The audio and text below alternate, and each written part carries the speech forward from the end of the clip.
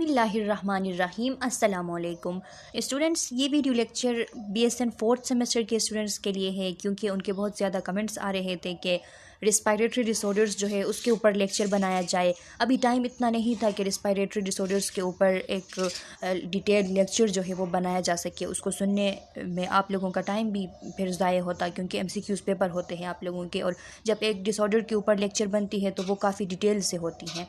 तो इसीलिए मैंने सोचा कि आप लोगों के साथ में जो रिस्पायरेटरी डिसऑर्डर्स हैं इनसे रिलेटेड MCQs शेयर कर दूं। तो जो कोर्स आप लोगों को पढ़ाया गया है, जिस बुक से पढ़ाया गया है, उसी बुक के ये MCQs हैं। बहुत ही ज़्यादा इंपॉर्टेंट MCQs हैं। तो ये आप लोगों के साथ मैं शेयर करने जा रही हूँ। इनको आप सही तरीके से सुन लीजिएगा और समझने की कोशिश कीजिएगा, क्योंकि एक दफ़ा इनको समझेंगे तो फिर आप लोगों को इस बात का अंदाज़ा हो जाएगा कि रिस्पायरेटरी डिसऑर्डर्स में से आप लोगों से किस किस्म के MCQs पूछे जा सकते हैं। फर्स्ट MCQs में आप लोगों से पूछा जा रहा है कि एक पेशेंट है और उस पेशेंट को निमोनिया है राइट लोअर लूप में, और उसको प्रिस्क्राइब किया गया है कि परकशन किया जाए और पोस्चरल ड्रेनेज किया जाए। पोस्चरल ड्रेनेज का यहाँ पे मकसद ये है कि ये एक टेक्निक होती है पोस्चरल ड्रेनेज रेस्पिरेटरी थेरेपी के, कि जब हम लंग्स से म्यूकस को क्लियर करना चाहते हैं तो ये टेक्निक हम करते हैं। इसमें हम पेशेंट की बॉडी को एक स्पेसिफिक तरीके से कुछ इस तरह उसकी पोजीशनिंग हम करते हैं कि ग्रेविटी जो है वो अलाउ करे और असिस्ट करे कि उसकी जो म्यूकस है वो स्मॉलर एयरवेज से मूव होके लार्जर एयरवेज की तरफ आ जाए और कफ के साथ साथ वो इजीली निकल जाए और उसके लंग्स जो है वो क्लियर हो जाए। तो इसीलिए हम पोस्चरल ड्रेनेज करते हैं और साथ में परकशन। तो यहाँ पे पूछा जा रहा है कि एक पेशेंट जिसको निमोनिया है राइट लोअर लूप में, उसको प्रिस्क्राइब किया गया है कि परकशन और पोस्चरल ड्रेनेज किया जाए। अब एक नर्स अगर ये परफॉर्म कर रही होगी परकशन और पोस्चरल ड्रेनेज, तो उस नर्स ने उस पेशेंट को किस पोजीशन में रखना है? तो उसका जो करेक्ट ऑप्शन है वो C है, प्रोन या सुपाइन पोजीशन में रखना होगा, और फुट ऑफ द बेड जो है वो एलिवेटेड होगी हायर देन हिज हेड। तो ये ऑप्शन जो है ये इसका करेक्ट ऑप्शन है। अब ये क्यों करेक्ट ऑप्शन है? तो इसका रेशनेल भी यहाँ पे आप लोगों के लिए लिखा गया है कि इसका एम ये है कि जो परकशन और पोस्चरल ड्रेनेज की जाती है, इसका मकसद ये है कि पल्मोनरी सिक्रीशंस जो हैं उनको ईजिली एक्सपेक्टोरेटेड किया जाए, इजीली इफेक्टिवली उनको निकाला जाए, उनको मोबिलाइज किया जाए।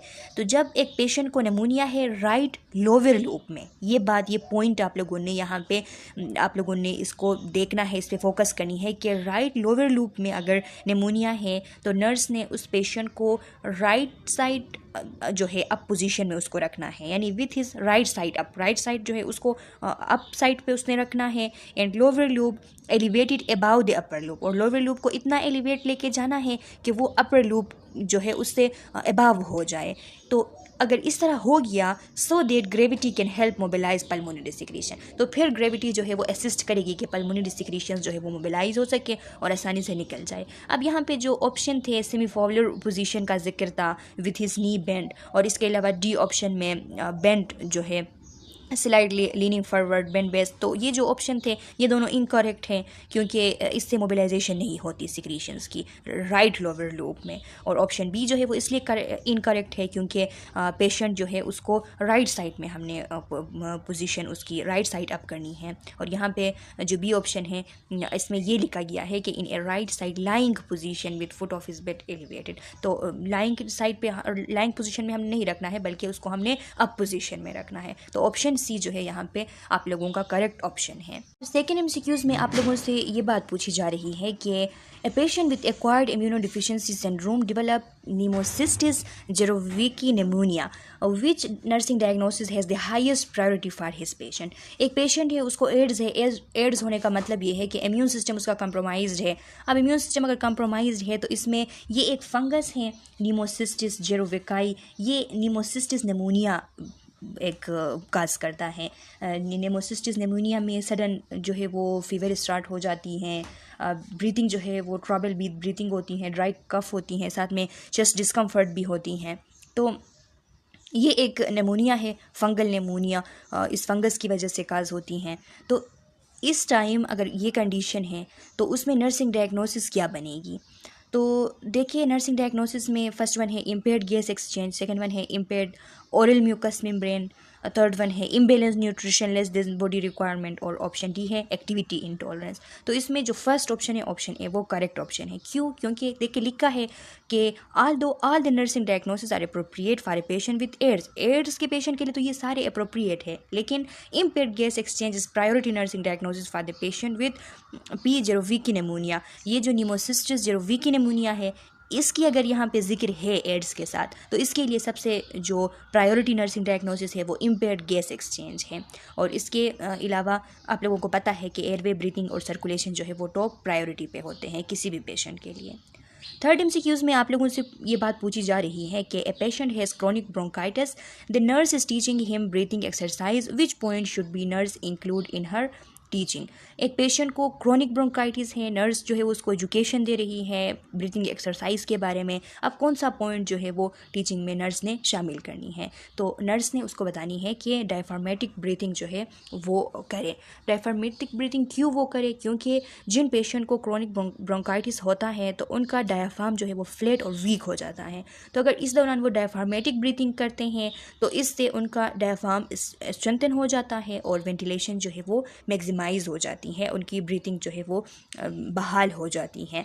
तो इसीलिए, और इसमें अगर ऑप्शन ए को देखा जाए तो वो इसलिए इनकरेक्ट है क्योंकि exhalation should be no longer than inhalation to prevent collapse of the bronchioles. और क्योंकि because a patient with chronic bronchitis should exhale through pursed lip to prolong expiration, keep the bronchioles from collapsing and prevent air trapping. Option B is incorrect. Option A इसलिए incorrect है क्योंकि exhalation जो है वो inhalation से longer नहीं करनी चाहिए जब हम ब्रोंकियोल्स के कोलैप्स को प्रिवेंट कर रहे हैं उस टाइम।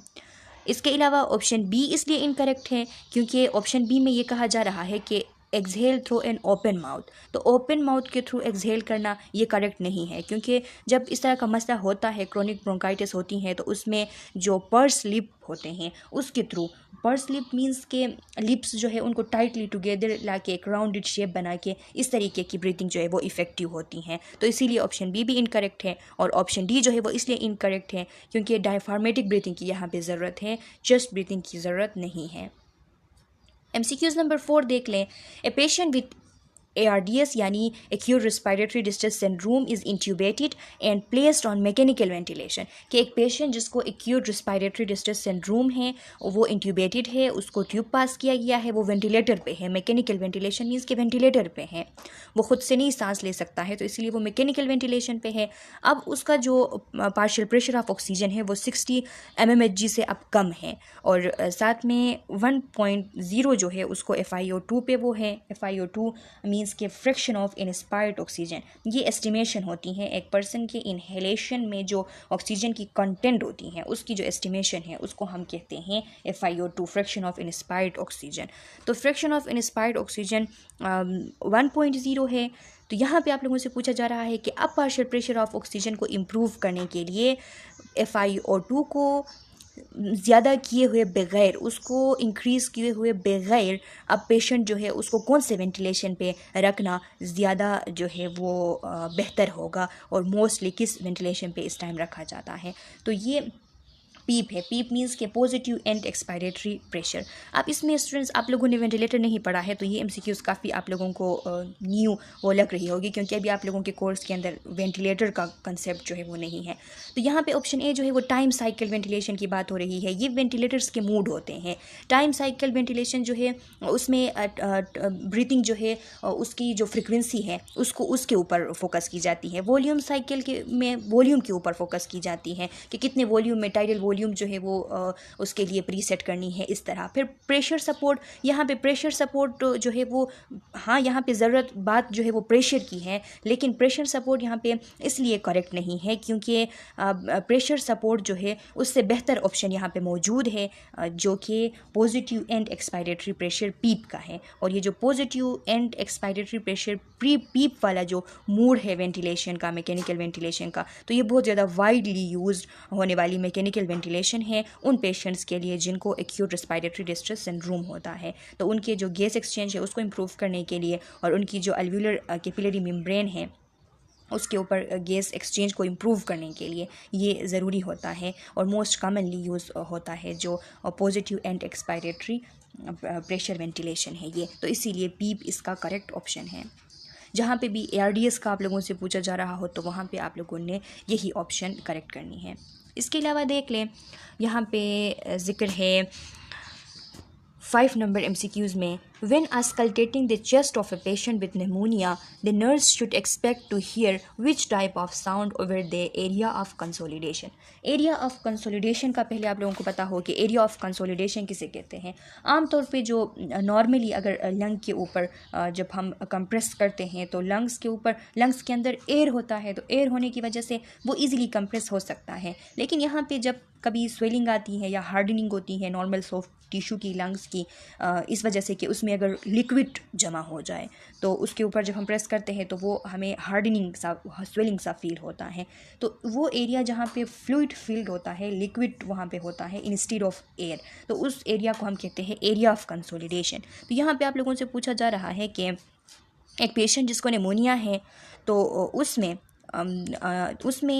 एरिया ऑफ कंसोलिडेशन के जो है ऊपर कौन से साउंड हमें एक्सपेक्टेड है कि नर्स जो है कौन सा साउंड वो सुन सकती हैं। तो ये ऑप्शन ए करेक्ट है, ब्रोंकियल साउंड। क्यों? क्योंकि a chest auscultation reveals bronchial breath sound over the area of consolidation, कि जब एरिया ऑफ कंसोलिडेशन के ऊपर हम सुनते हैं साउंड को तो वहाँ पे अस्कल्टेशन में हमें ब्रोंकियल ब्रीथ साउंड जो है वो सुनाई देती हैं। तो ये ऑप्शन करेक्ट है और बाकी के जो ऑप्शन है वो यहाँ पे मैच नहीं करते। 6 में आप लोगों से पूछी जा रही है कि a patient history reveals that he suffer from day time symptoms of asthma that occurs 3 to 6 days a week, how would his asthma severity be described. अब यहाँ पे स्टूडेंट्स जो आस्थमा अगर आप लोगों ने इसी बुक से पढ़ी हैं तो उसमें आप लोगों ने देखा होगा कि उसके जो टाइप्स है, माइल्ड इंटरमिटेंट हो गया, माइल्ड परसिस्टेंट हो गया, मॉडरेट परसिस्टेंट या सीवियर परसिस्टेंट, तो उसके सारे जो सिम्टम्स हैं वो वहाँ पे लिखे गए हैं। तो उसमें साफ साफ माइल्ड परसिस्टेंट वाला जो टाइप है उसके नीचे ये लिखा गया है कि माइल्ड परसिस्टेंस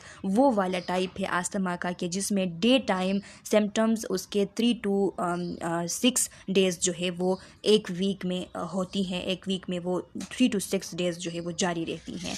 तो ये माइल्ड परसिस्टेंट आस्थमा है। देखिए लिखा है करेक्ट आंसर इसका बी इसलिए है, रेशनल में लिखा है in mild persistent asthma the patient day time symptoms of asthma occurs 3 to 6 days a week. In mild intermittent asthma the patient day time symptoms occur no more than twice a week.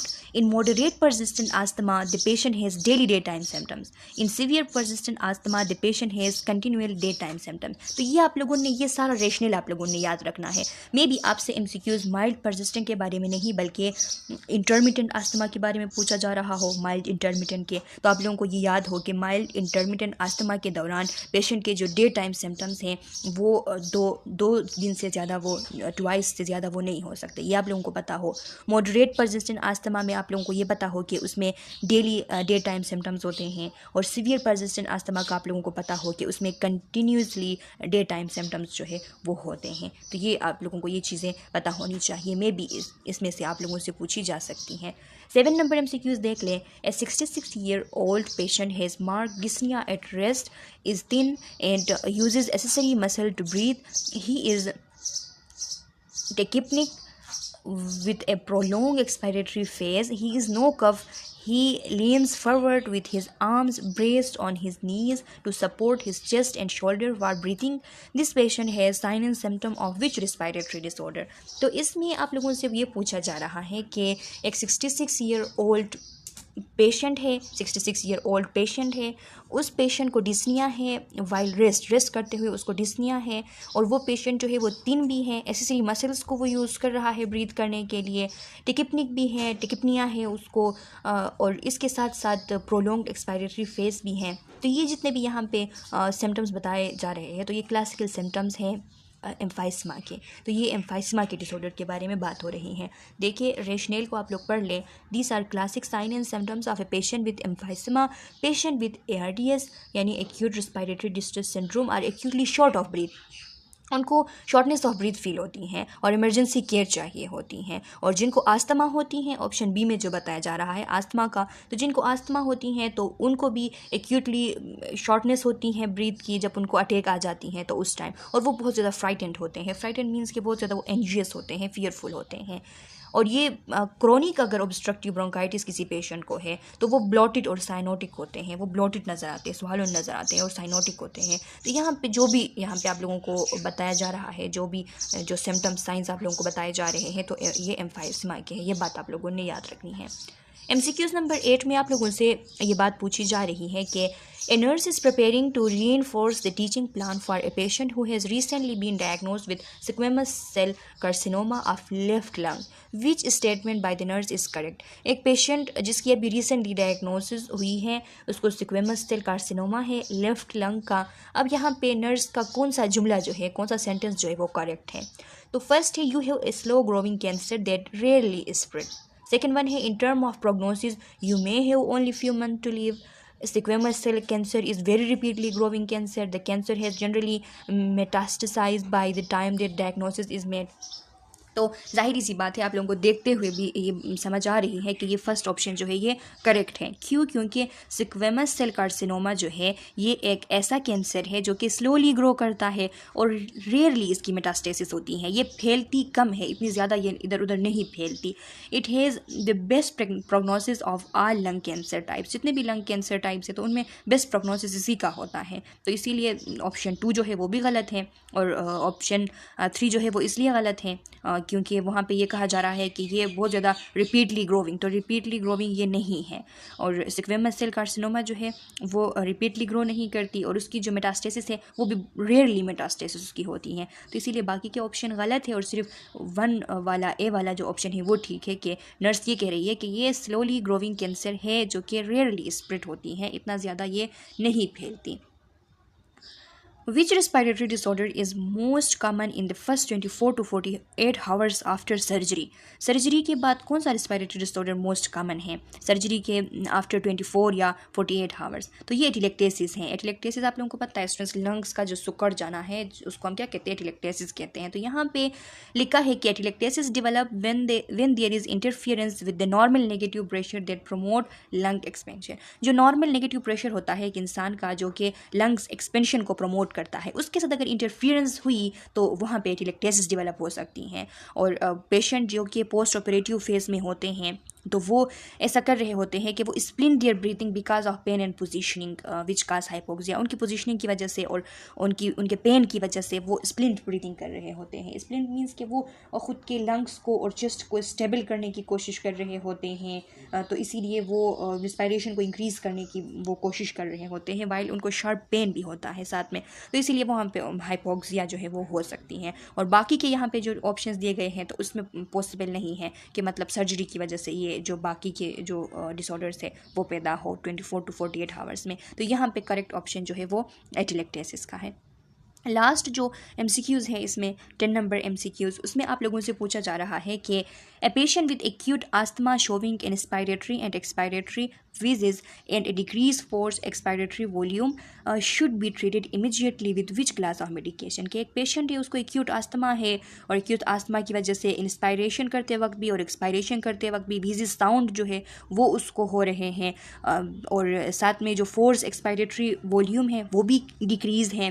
तो इस time कौन सा ऐसा medication है जो कि immediately उसको treat कर सकती हैं? तो ये ब्रोंकोडाइलेटर्स है स्टूडेंट्स। यहाँ पे ब्रोंकोडाइलेटर्स जो है वो फर्स्ट लाइन ऑफ ट्रीटमेंट है अस्थमा के लिए, क्योंकि ब्रोंकोडाइलेटर्स जो है वो ब्रोंकाई को डायलेट करते हैं, क्योंकि यहाँ पे जो रिड्यूस्ड एयर फ्लो है उसकी वजह ब्रोंको कंस्ट्रक्शन है आस्थमा में, तो इसीलिए यहाँ पे हम ब्रोंको डायलेटर्स देते हैं। यहाँ पे जो दूसरे ऑप्शन है बीटा एड्रेनर्जिक ब्लॉकर्स का, तो वो ब्रोंको कंस्ट्रक्शन काज करते हैं, तो वो आस्थमा को ट्रीट करने के लिए यूज़ नहीं होते। और स्टेरॉइड्स की अगर बात की जाए तो स्टेरॉइड्स जो है वो इमरजेंसी रिलीफ नहीं दे सकते और ये इन्फ्लेमेशन के लिए दी जाती हैं, तो इसीलिए करेक्ट ऑप्शन यहाँ पे ब्रोंको डायलेटर्स है। तो स्टूडेंट्स यही 10 MCQs थे जो आप लोगों के इस बुक में दिए गए थे रेस्पिरेटरी डिसऑर्डर से रिलेटेड। बहुत ही ज़्यादा इंपॉर्टेंट MCQs है। इसको देखते हुए आप लोगों को इस चीज़ का अंदाज़ा हो जाएगा कि आप लोगों से किस किस्म के MCQs पूछे जा सकते हैं। मैं उम्मीद करती हूँ कि ये आप लोगों को समझ आ गई है। फिर भी कोई क्वेश्चन, कोई कन्फ्यूजन अगर है तो आप कमेंट सेक्शन में अपना क्वेश्चन डाल लें। मैं फिर आप लोगों को कमेंट सेक्शन में आप लोगों के क्वेश्चन का आंसर करती हूँ। तब तक के लिए अल्लाह हाफिज़।